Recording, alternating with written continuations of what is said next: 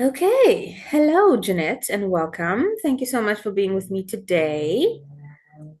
Thank you for having me. I'm so excited to be here. Yeah, me too. So I want to know all about your NDE and all that. Just tell me whatever you want to tell me, basically. Yeah. I don't have any set questions for you. And then we'll see where Okay. the conversation takes us. Sure, absolutely. So I had a near-death experience in 2019, and it was during a routine surgery that I was having. I had very challenging menstrual cycles, and it got to the point where we were going to do a surgery to help kind of, calm it, calm that beast a little bit. And what's interesting is leading up to my surgery, I'd already been a medium for a long time. So I'd already talked to thousands of spirits who'd crossed over. I'd been learning a lot about the spirit world, and um, I was I was just fully busy being a medium and a mom and stuff. What's interesting with my near-death experience, though, is I got to have the experience of being on the other side, which was very different than mediumship. So if you think of mediumship as like I get to open a window and see who's there, right? And I get to talk to people outside from inside my window, right? That's how mediumship is. Whereas the near death experience, I was with the people outside and it was completely different. And it was one of the most eye-opening and also reassuring experiences I think I've ever had. And so what happened was the morning of my surgery, I'd already had this feeling leading up to my surgery that something was going on. So, I wrote a whole book about it, but to give you the bits of it, a couple days before my surgery, I was feeling really unwell, obviously, and I remember I was in the bath, and my guides kept like giving me these insights that somebody was going to cross over, somebody was going to pass, and I'm like, who? Who's passing, right? Like I was getting frustrated at this point because I'm like, I have no energy for this, and if you can't just tell me, then stop talking, kind of thing. And they wouldn't tell me, but it was this insistent thing that somebody was going to cross over. And I remember I scanned everybody in my family and friends. Like I was like, is it this person? Is it this person? And nothing. And then the night before my surgery, I remember everything in my view started to change and like literally change. So I remember my husband was cutting the lawn that night in his rubby chore clothes. It was August. Um, so it was a warm summer night, but I remember the grass was extra green and the sky was vivid colors. And he was almost like glowing. Like he was, when you look at a picture and then you put chrome on top of it, like you choose a filter and it pops, right? It was like the world popped and everything was brighter and more lively. And I felt so much love for my husband while he was cutting the lawn, which is normally not a time where I'm like gazing at him lovingly, right? Like it's just what it is. And I remember being like, okay, something's going on here. But I never thought it would actually be an NDE, to be honest. I thought I'd have some out of body experience maybe because I connect with my guides a lot.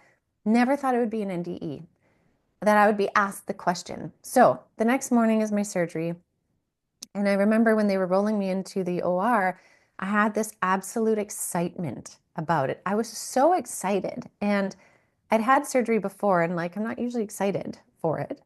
But this one, I was excited. And when they went to put the gas on me to knock me out, I remember feeling like this kid waiting to go down a water slide and being like, is it time? Can I go? Can I go? Can I go? And then I went under and I landed instantly on the other side. And the way in which this all came back to me, and I'll get back to it, was when I woke up from surgery. I'm normally I don't speak very clearly. I'm very drugged up after surgery. Like, not drugged, well, the anesthetic like does a number on me. So I'm never clear. I'm goofy and I can't speak properly. But when I woke up, my higher self swooped in and stopped the nurse from what she was doing. I had my eyes closed. My higher self came in so clear and said, I need you to write this down. I'm a medium. It's very important. I need you to write down these four things. Then I need you to fold that paper up, put it in my hand. And so I told her these four kind of phrases. It wouldn't make sense to anybody what they were. They were keywords so that I would remember everything in detail when I was ready. And my higher self came in before they gave me any pain meds or anything because they knew that I would question it because I still have like a very analytical, sciencey mind as well as the spiritual. So it was really neat. So what happened was a couple days later, after my surgery, Spirit came to me and I had no meds in my system anymore. And they said, it's time you read that paper. So I got the paper out. I read those four things and bam, I was brought right back into my entire experience. And so what had happened is as soon as I went under, um, I landed on the other side. And like I said, I knew I was on the other side. I knew it the moment I landed there. It was so visceral and so real. It wasn't like an astral travel and it wasn't an out of body experience and it wasn't how I see things out of that mediumship window. I was, I had my feet on the grass and I was walking up this kind of grassy hill and I had bare feet and I could feel the moisture in the grass and I could zoom in and look at the grass if I wanted to. I could just zoom in to the cellular detail.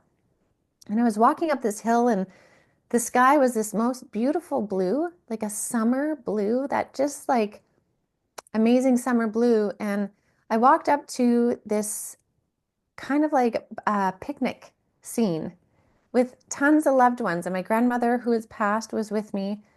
And it's funny because if I would have chosen my own afterlife environment, I would have chosen a tropical island, right? Like I would have wanted palm trees and hammocks. But I was at the summer barbecue and it was so lovely. And at that time, I got to reconnect with everyone, probably not everyone, but a lot of people, beings, souls that I knew from this lifetime and lifetimes before. And so I spent what felt like hours, felt like a whole like afternoon into the evening with these people and just catching up where we left off and giving hugs and having these most beautiful hugs with loved ones on the other side. And I knew where I was, they knew where I was. They were welcoming me there again. I was talking with ones from past lives even, and I was like, what have you been up to? Like, what's been going on for you? And they were asking me the same. And there was no time constraint. There was no rush. There was time to have this beautiful moment with each person. And it was amazing. It was absolutely amazing. It was like joy and bliss in perfection, not in excess, but in absolute perfection. And then after what felt like hours, my grandmother um, then took me to meet with my guides, my guidance council, in this room that I call the room of the blueprints. It's the only thing I could explain it. And it is far, far, far away, far away. It is essentially where the universe is creating itself. It's like at the edge of that. And I was in this white room and I could see outside these windows and I could see galaxies where like galaxies are creating themselves. And my council was around me and they rolled out on this big white boardroom table, they rolled out my blueprints. And what was amazing is they looked somewhat like architecture blueprints that we would see here, right? Like they were blue, they had the writing in it. And I kind of laughed. I remember laughing and being like, oh my gosh, I didn't know it was like blueprints. Like I always explained it from spirit that our life path was like a tapestry, right? And we weave this tapestry and but they showed me blueprints. And so um in the middle of my blueprint, I could see this line down the center of it. So if it's horizontal, there was this line down the center. And it was still alive. And it had this like iridescent light kind of moving back and forth. So I knew that I was still alive, but I knew that I was looking at my soul blueprint. And so with my guide, we went through everything up until that point. So we did a life review of everything up to that point. And I remember thinking like, yeah, this is so amazing. And then they asked, do you want to stay or do you want to go? And I remember being like, oh, that's why I'm here. Okay, right? And I was like, well, no, I want to go. Like I want to go back. And it wasn't a fear like you have to let me back. It wasn't, there's nothing scary. It was completely up to me. And so I said I wanted to go back. I wanted to go back for my family and my kids and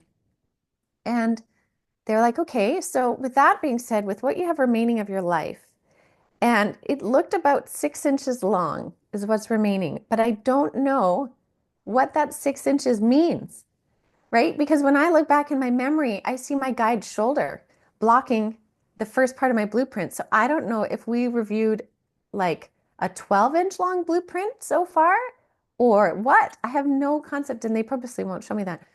But with what was remaining in my path, there was these different, I call them fuse points, but it kind of looks like if you're ever on a SkyTrain or a bus and you see the bus schedule and they show where like it'll stop, it kind of looks like that, these different fuse points.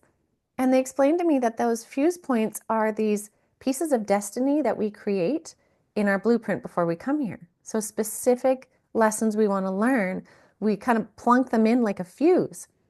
And they said, at this point, you can change whatever you want of what's remaining in your life. And I was like, okay. And they said, you will only, though, remember the first fuse that you change. You won't remember the others until it happens. I was like, okay. So the first one I pulled out was chronic illness, to be chronically ill. Like I was a kid that always got sick with everything. I was the canary in the coal mine. Like whatever it was, I would get it. And so I remember pulling it out and I was like, it's like this easy. I can just replace it. And they're like, yep. And I'm like, seriously? And so I put this other one and I was like, no way. And they're like, yes. And I remember thinking like, all right, we'll see. We'll see. So I put it in and then I changed a couple others, but again, I wouldn't have the memory of it. I remember doing it, but I don't remember what each fuse represented.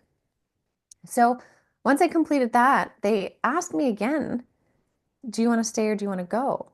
And what was interesting is at this point, I could see my higher self in front of me, standing in front of me, and my higher self looked like me, sounded like me, but I knew it was my higher self. And what was so interesting, which is hard to explain, I was talking to my higher self that looked like me, feeling totally like myself, but also totally like my higher self at the same time, and it was normal. So I was both of them conversing together, but that was normal. None of that felt weird. It's so interesting because I can still see vividly the view of my higher self looking at me and the view of me looking at my higher self. And when I saw how much my higher self loved and appreciates the lifetime, like all of our higher selves love the lifetime and the experience we gain. When I saw how valuable a lifetime is, I was like, well, there's no way I would go back. Why would I give up on everything so far to start again? And so um, my higher self kind of showed me that experience. So then they'd ask, like, are you sure you don't want to go back? Because it would be as easy to give you, to just flick a switch basically, and you would have a heart attack on the table and they wouldn't revive you. It's that easy. And I was like, no, I want to go back because I had been weakened physically a lot up at that point. So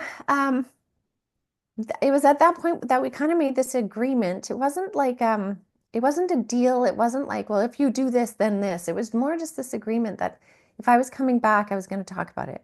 And I was going to speak about what I know and I was going to share what I know because up until that point, I was a medium, but I just did everything by word of mouth. I wasn't online. I didn't have a presence anywhere. I just, kind of, if you know about me and you want a reading, sure. And I was busy, right? But I, I didn't share. So I agreed I would share. So then they said, they're like, all right, well, it's basically time to go back. And so I remember at that moment being on the other side, hearing the nurse in the recovery room say, Ginette, are you awake? And I felt my soul go back into my body, but I had my eyes closed. My physical eyes were closed this whole time, but I felt my soul go back in my body. I could still see my grandmother beside me. I could see other spirits kind of like waving goodbye while the nurse was talking to me. And then that's in that moment when my higher self came in and was like, I need you to write something down. Like so clearly spoke to the nurse. And the nurse did exactly that. And she wrote it down. She folded it in my hand. I held on to it. I gave it to my mom once I hit in the recovery room. And I was like, do not lose this paper. And yeah, and then a couple days later, it all flooded back. And then I remember I was resting at my parents' house at that point. My husband had the kids. And I kind of waddled out to the backyard where they were, and I was like, I need to tell you a story.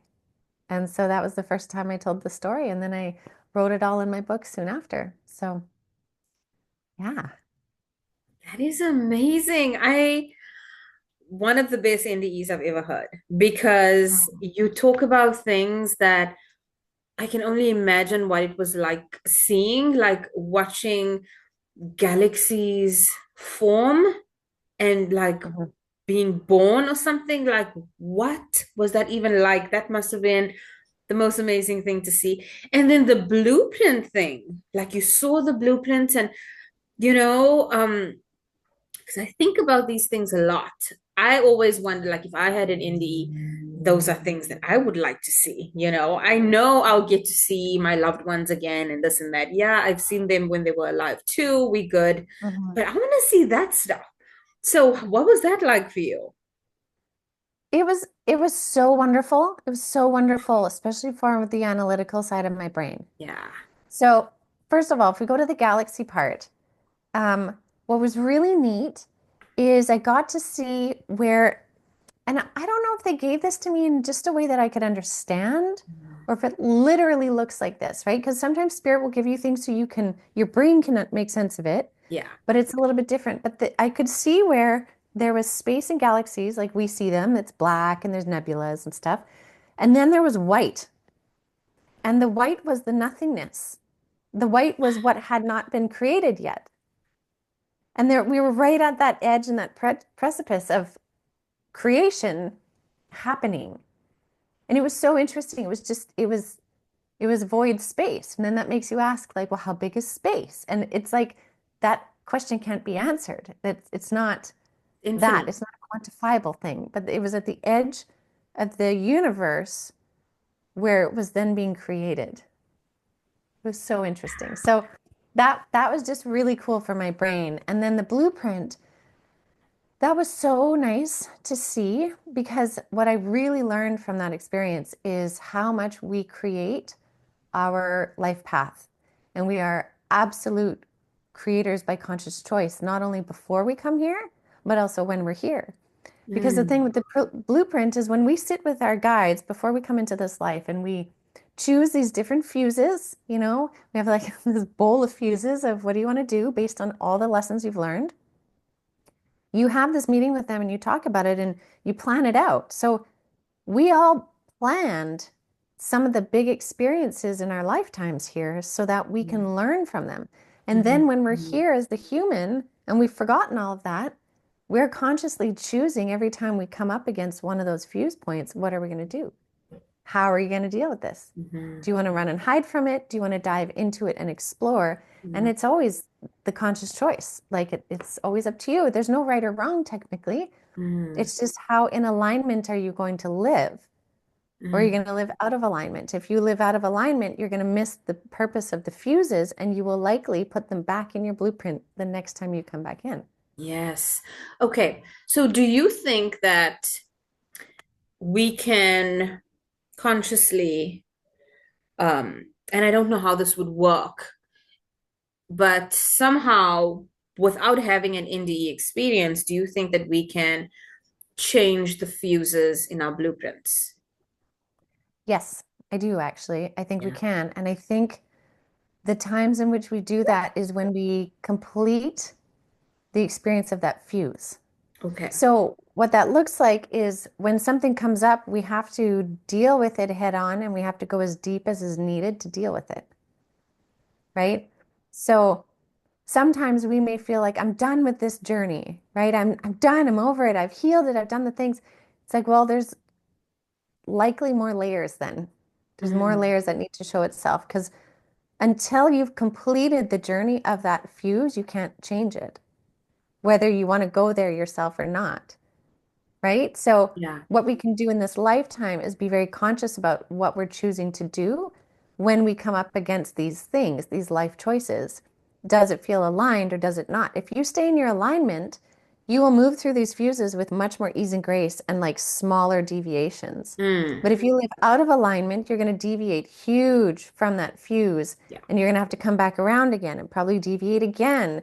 And then you just keep circling it until you go into what the experience is actually trying to tell you Mm. or show you. So how do you then know once you've dealt with what the fuse is about? Is it then because, like you said, you can either run and hide, you can dive into it, you can explore it, you can deviate and have to come back. Um, Mhm. is it then just because your fuse, for an example, your fuse was about chronic illness, one of your fuses. So Mhm. that means that you, like you said, you were sick as a child and you had health issues and this and that. So you then chose to release that. You're taking this fuse out. So now, and I'm assuming, correct me if I'm wrong, you are no longer chronically ill. You no longer have health issues. Maybe you have others, but not the ones that you were dealing with within that fuse. So how how did it come to the point where they gave you the choice to change that fuse? Were you at peace with the fact that, okay, this is me and I'm chronically ill and I'm at peace with that before you Mhm. actually died? Yeah, pretty much. Okay. Because I remember there was a point where I can't remember how long before my surgery, not too long before, but I basically was at the point where I couldn't get out of bed.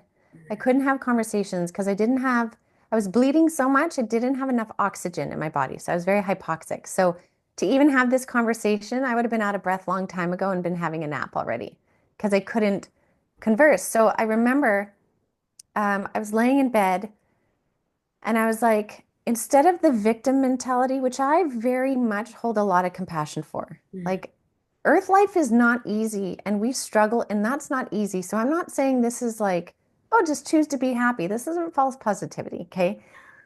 But I remember where I used to always be like, why me? Why me? Why can't I stop this? Why can't I fix this? I've done everything. I've done the healing. I've done the energetic healing. I've taken the vitamins. mm, Why? It suddenly flipped where my whole body, my whole being in that moment was instead so grateful. And I was like, how lucky am I to be this sick, but have such a warm bed? How lucky am I to be this sick, but to have my family with me? yes. How lucky am I that I have the comfort and I have food to nourish me when I'm this depleted? And it just came from me. And it was that moment of release which I didn't plan it, I didn't force it because I'd tried the forced positivity before too, right? Just be positive. Like, well, I'm lucky it's not this. And when we do that with that begrudging energy, it's not authentic. But what happens is usually we've reached the end of that journey when we can come to that Mhm. very like in a whole way, if that makes sense. Like you Yeah. know when you've reached the end of that fuses lesson, Yeah. when you feel nothing but peace about it. And I know, again, we could apply that concept to really challenging things, way more challenging than I experienced, and say, how do you ever come to peace with that? Right? Say it's the murder of a loved one. How do you ever come to peace with that? I don't know the answer of that one, right? I can only explain it based on my experience. But that was something that they taught me was when you come to a point of peace, you've mastered the lesson of that fuse and it's no longer needed. Yeah. Yeah. Yeah. And Yeah, that that's makes not an easy 100% complete lesson. sense. And I'm just thinking out loud, if I look at my life, if you look at your life, anyone looks at their own life, you know what the fuses are. Like you can see them. I can see mine because I didn't have this concept of the fuses and the blueprints before you told it to me. So I'm Mm, in real time analyzing my life and seeing, okay, yeah. I can imagine where some fuses are. There's probably more, but I don't know them all. I can see Hmm. some. And now I'm thinking, okay, this is so simple. I just need to become at peace. I need to Hmm. become to the point of acceptance. But like you said, not a forced acceptance, a loving acceptance, an Yeah. acceptance that is authentic. Yeah. So, and I've done this before, like I've done this before with other things. Um, so I'm thinking, okay, why haven't I done it with others? It's because I have resistance there. And why do I have resistance there? I don't know. I have to explore that more. Yes. But Yes. it's so simple now because I can change anything without having to die.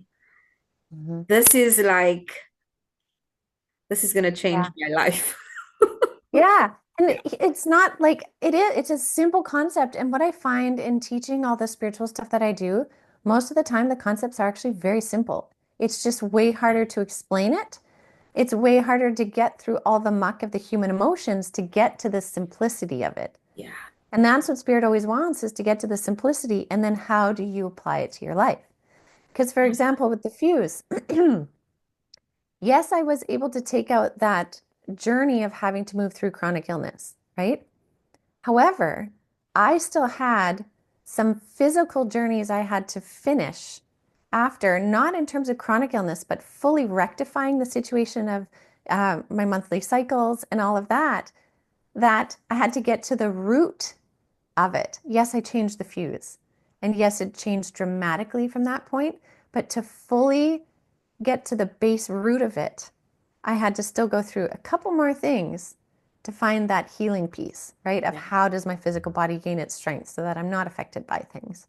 Yeah. So sometimes we can discover the fuse, and sometimes sometimes the fuse, it's an instant change as soon as we have that moment. Sometimes there's a few residual things that need to be cleaned up Yeah. once that fuse is taken out. It's kind of like when you weed your garden, you might get the biggest weeds out, but then you need to go back in there again and, oh, these are some little rooted pieces that still need to come out. Yeah. Because that's Yeah. answering the question of, well, why did I put the fuse in there to begin with? Um, Yeah. yeah, like what is this actually about? Because it can be Mhm. chronic illness or it can be something else, but there's an underlying thing that I'm trying to explore here. So I'm either going to explore it through chronic illness or something else, but I'm going to Mhm. explore it nonetheless. Yep. So what is the thing? Why did I choose this? And why, like maybe why I chose to do it this way is not as relevant as why did I choose it in general. Mhm. So that is an interesting thing to think about. Well, yeah, and then why did you choose it? Well, then we can look at it is was it a path for you to heal some um, resistance in your life? Like, for example, I could look at my lineage or my experience. First of all, I'll start here. I could look at my experience and say, okay, chronic illness and suffering in that way taught me how to ask for help. Because before I was I can do it myself. Yeah. I can do it myself. I'll do it myself. And I had to get worn down to the point of not being able to surrender to receive help, Mm, right? That was a big part of my journey. And one of the ways to accomplish that is by being chronically ill to the point where, like, I cannot do it myself, mm, right? And learning how to receive because I didn't want to receive. I just wanted to do. I can do it myself, right? Ever since I was little. So there's that.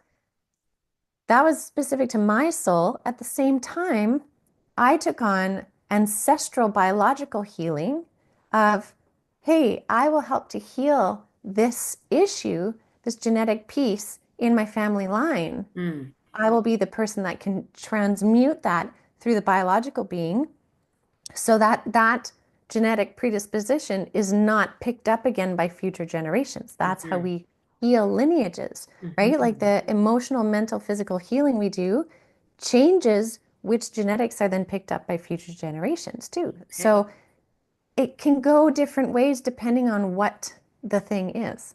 Okay. And is that a conscious thing, or is that just kind of like automatic? So I'm healing this, working through it, I'm getting to the root of it. I don't need this fuse anymore. It's completely healed and, just for the sake of the argument. So now what happens with that fuse? Is it gone for future generations too, or do you have to choose that consciously? You know? That's a great question. Is it gone? I think it is removed, the way that I understand it, the way that they're showing me, that that potential is always there, Yeah. right? If we look at even how genetics work, like sometimes you get random genetic pairings between people that, maybe if you could see down the line, hadn't been seen for hundreds and hundreds of years. Yeah. But maybe that soul was like, I will benefit from this genetic pairing for the experience it's going to give me. So I would like to bring it back in. Yeah. Maybe. Yeah. I think though what happens is like not only do we choose the people that we're going to interact with and the lessons we will want to learn, but we also choose the bodies we're going to have. So from a soul level, we're also looking at what is the best genetic makeup for what I need to learn. So I think in that way, technically, you could have a soul come in and say, I want to choose to have this experience. This genetic line has it in its ancestry, and I can pull from it. But most, I think we're in a big transitional shift on the planet right now, there, though, where a lot of souls are going to stop choosing the hard biological lessons because they're Mm. coming in with much higher frequencies and consciousness where they need a better working body than to be pulled backwards to do that healing. I think that sort of healing would happen in some other planet, in another star system, in a lower density with where we're going. So it's a wonderful question you're asking. I think it's fantastic. And I think we're at such a change point where it's not going to be the same as it was. Yeah. Yeah, and we can see that because I mean, 200 years ago, you get a cut and you die, you know. Yeah. So yeah, we can see that. We can see that. And yes, medical and technology and all that is evolving and this and that.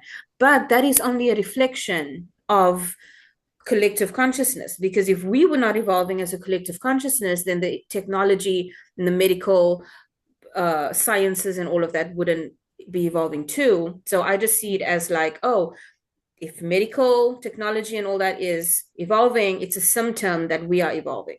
I don't mean symptom like in a negative sense, but you know what I Yeah. mean. Like it's a, Yeah. it's a, it's a showing of that. Um, that is so interesting. I love that. Okay. So what else did you learn about your blueprints? You were mentioning that they were moving and changing as you were looking at them. So you knew that you were still alive, Hmm. yet you were on the other side too.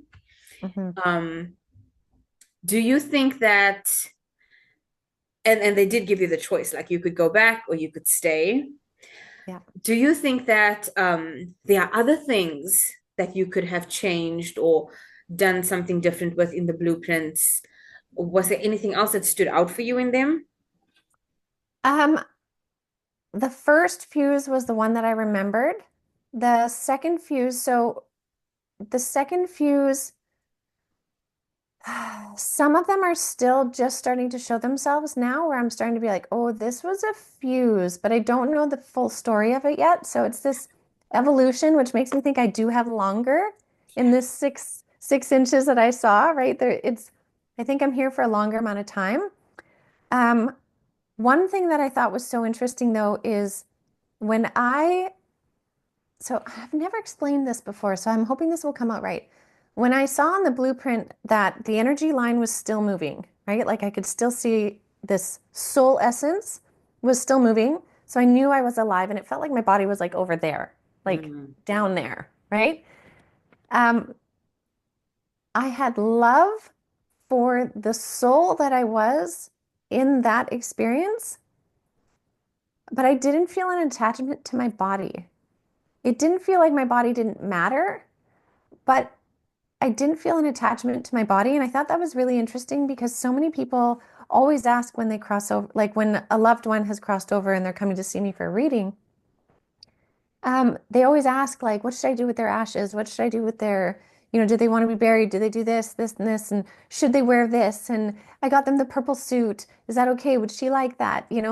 And it's so interesting to see how much that stuff doesn't matter once you're out of the body. Um, and it doesn't mean we don't love the body. I love the body entity that is my body. But once you release the body, it kind of feels like really like taking a jacket off. You might love the jacket. It might be your most favorite jacket. But when you take it off, you're not mourning the jacket. You hung the jacket up and you're carrying on, right? Because you are the person. And that was really vivid for me too. So it was a neat experience that way. Yeah, it was really neat. Yeah. wow, Yeah. that's so interesting. And it's so exciting because usually your NDE was very different in the ways like usually there's a lot of religious stuff going on, that will answer religious questions like, oh, I met Yeah. Jesus and it was an amazing experience. And, I'm no longer atheist or whatever. and Mhm. you were already a medium, so you knew that there is an afterlife and that there are things that happen on the other side. Um, what do you think happens to, like, so you saw your loved ones and everyone was having this amazing picnic and it was really a fun day. What do they do when they're not picnicking? Like, do you know, like, what are they doing there? Like, what do you Yeah. What do they do do for up there? eternity? Yes, that's a great question, and I love that you asked it. I have asked a lot of spirits what they do. I'm like, what do you do all day? What's going on? Even with significant historical figures like Jesus or Mother Mary or Muhammad or um, who else did I talk to? I talked to John Lennon one time. Plato came through, like random. What do you do all day? And it's so interesting because there is so much life on the other side. We have this idea that they just float around in heaven or the afterlife, if you will. They can do and be anything. Now, I have had spirits come through after they've crossed, and when I called them forward for their loved one, they are expanded as stars. They are stars and galaxies. They are just expanded consciousness. And I remember I tried to bring one through, and I knew him in life too, actually. And I tried to bring him through, and it was hard to bring him through. And I was like, I can't quite understand you. And he's like, I am stars and galaxies right now. I am pure consciousness. And he was in so much joy in pure expanded consciousness, right? Whereas I saw another man I brought through one time when I called him forward. What happens is I'll call them forward and then I'll happen upon where they are or whatever they're doing. And he was fishing in a river and he had all his like hip waiter, chest waders on, all his fishing gear. He put his fishing rod down and he walked over to talk and share the messages. I have seen others that are busy right away helping other souls cross over. I have seen some who are kind of going to like a soul school where they're learning things for their next incarnation. I have seen some who are in a resting place if they had a very traumatic exit or a very traumatic life. They're sort of in this resting space, which can look like anything from a hospital bed to a hammock to a tent beside a lake, I've seen. Um, there is so much going on the other side. I also know there's a couple others that I talk to semi-regularly, a couple times a year. And when I check in with them, they are huge on bringing messages to humanity of things that are really important. Like they had brought messages that COVID was coming before we even knew what COVID was. And they didn't say the word COVID, but they said, hey, there's something really big coming to the planet. It's going to be here pretty soon. And, explain some concepts. And so it's very busy. And at the same time, there are others that are prepping and coming back in other lives. Sometimes they're lifetimes on this planet, sometimes they're on other planets. Some are deciding never to come back incarnated because they're better in the spirit realm. Like it is so vast and there is so, so much. And I even, last one, I saw this beautiful woman one time.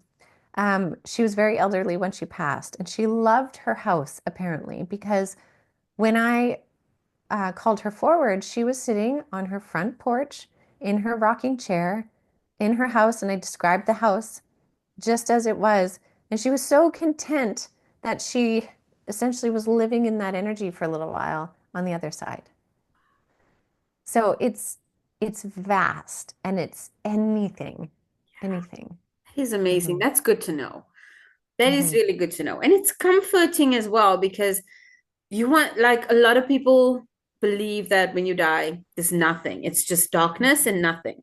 I know now that nothing is not darkness, it's actually whiteness. Yes, Because you taught me yes, that. But yes. that makes sense. I watched this thing once. Did you ever watch The Good Place on Netflix? Uh, oh, I saw one of them. I saw one of them. I didn't watch the whole series, but I think the first I'm one. obsessed. I'm obsessed. I will watch it a million times. I'm probably like on my fourth time watching through the whole series again. So But fun. there's this one scene where they are in Janet's void. So Janet is this everything. She knows everything, right? And her void is a void. It's nothing, but it's white. And there's no floor, there's no ceiling, there's no walls.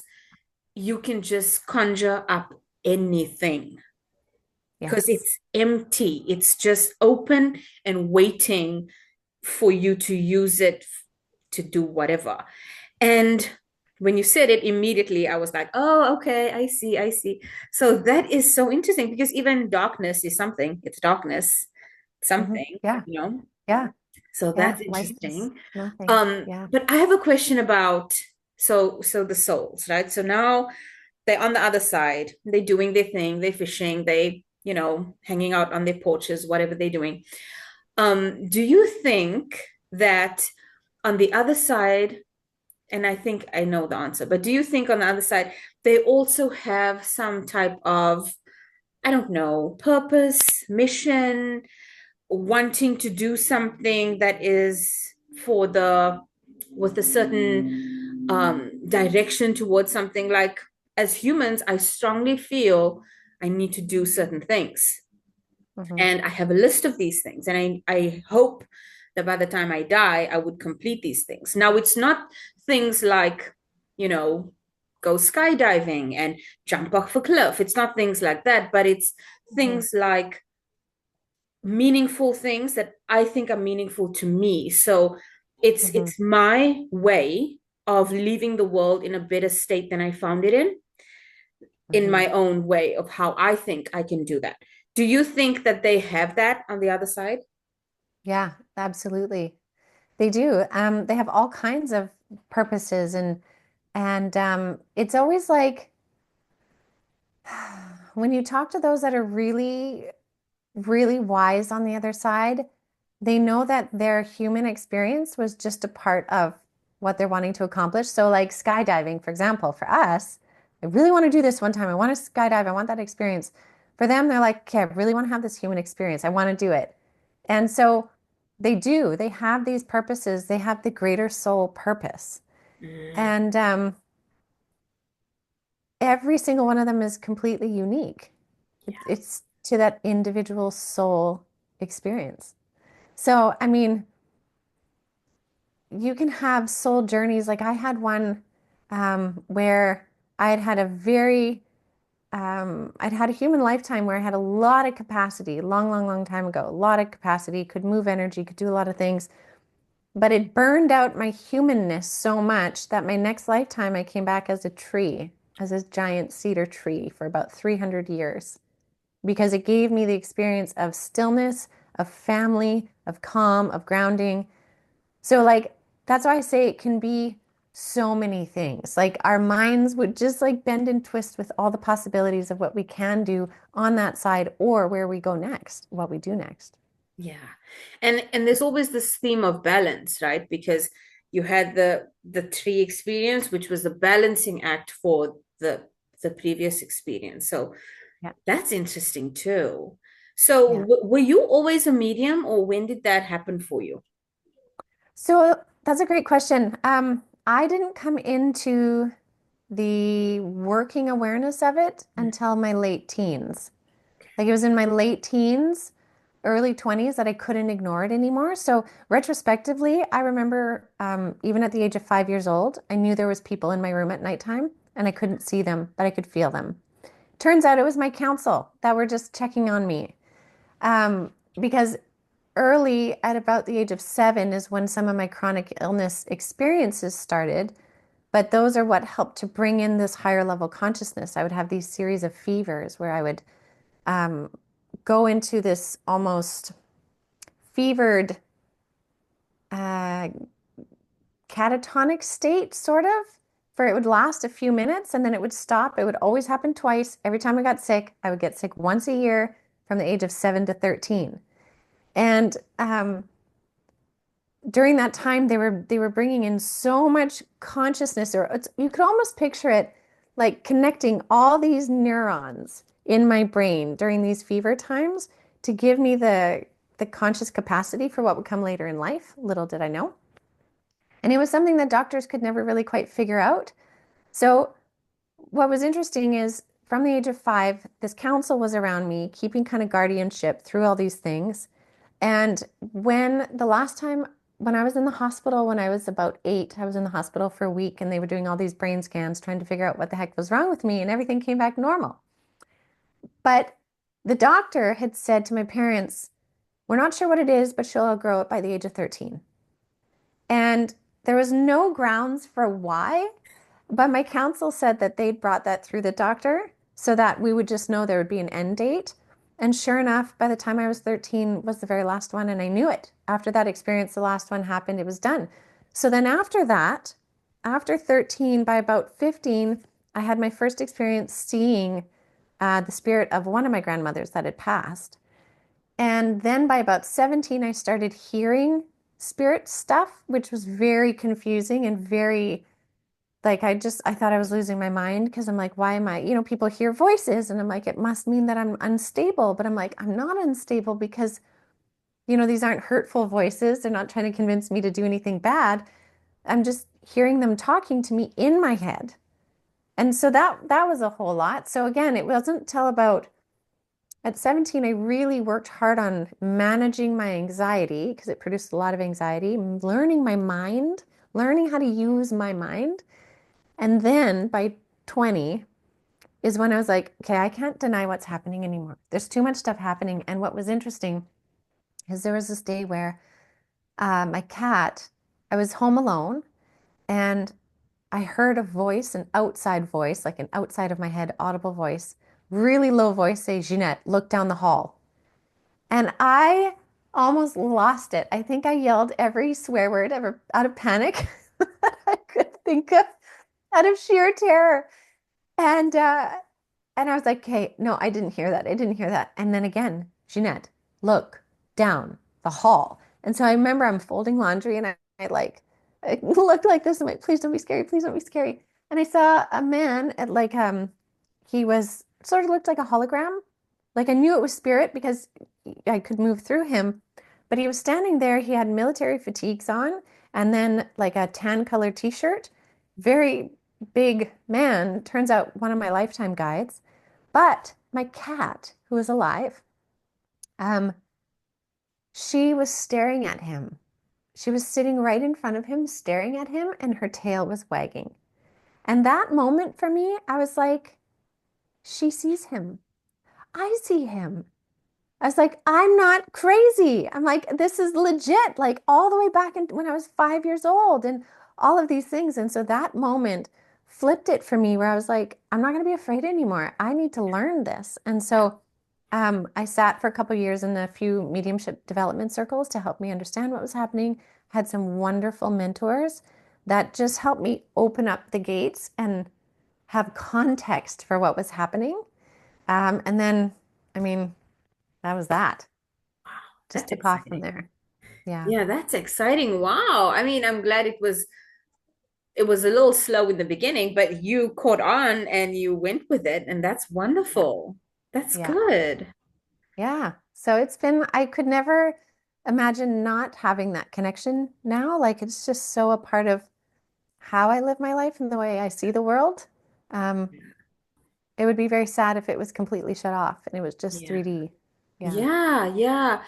I mean, it's different for everyone. I speak to so many people who have spiritual gifts. Obviously, we all do, but a lot of them are not online. And Hmm. it's wonderful how everyone's is so different. Like you can see, others cannot see, but they can hear or they can feel, or Yeah. um, I I don't do it anymore, so I don't know why not though, but I could smell. I could Yes. smell. I like Yeah. my grandfather specifically. I could smell when he was in my house, and I'm like, okay, I know you are here. I can smell you. Like Yes. you're right here. Yes. I can smell you. And that happened. And it doesn't happen as often anymore. It probably the last time it happened was probably about 2 years ago. But now there's other ways that I connect. So there's a friend of mine who does QHHT, and Yeah. she will hypnotize me, and then and she records the sessions. So it is bizarre to see myself just talking about all the stuff, and then sometimes my voice changes and I can hear the Hmm. change in the voice or the pitch, or like the tone, or even like the variances in my voice, or like the volume, or even like I'll speak slower or whatever. Like there's a lot of so I see that. And when I channel things, it's like, what? So watching myself do it on tape, it's just, Yeah. I It's can imagine. it's crazy. It's crazy. And you know what's funny? So I do a lot of books with the Near Death Institute. And when an idea for the book comes through, it will come through with all the information that I need. So I'll know what the intentions of the book are. I'll know what we're trying to do in terms of like, how is this book going to help people? I'll get the names of the people I need to contact to be in the book, things like that. Amazing. Yeah. So it's funny because I will say the names, right? So I'll say all the names, and my friend will write them down and we'll record it. And then I meet these people. So That's I email them amazing. and I say, "Do you want to be in this book?" And they say, some of them say yes, obviously, and then they will like we'll meet on Zoom, and I see them. And it's funny because I've never met them before in this life, but I Mhm. know them. I never tell them that because I don't want to freak people out sometimes. So I limit the things I say, but it's I know Yeah. them. Yeah. So it's That's so weird. amazing. Yeah. That's so cool. I love that you're doing that and you're honoring it and you're following that flow, especially if it's moving through you so seamlessly in Yeah. that state. Like you're totally following your purpose. Yeah. That's And it amazing. gets easier with time. Like you said, gets easier the more you do it, the more open you are, the more resistance you let go of, all of the things. It just gets easier and smoother, you know. Mhm. So yeah, it's exciting. Amazing. Well, it was so wonderful speaking to you today. I Thank had you for such a good having time. me. I learned so much. I still have so many more questions, so I'm hoping we can do this again Sure. sometime. Yeah, Yeah, that would be wonderful. Thank you so much for having me. of course. I loved having you, and I should definitely have you again. This will be wonderful. Awesome. Awesome. Yeah.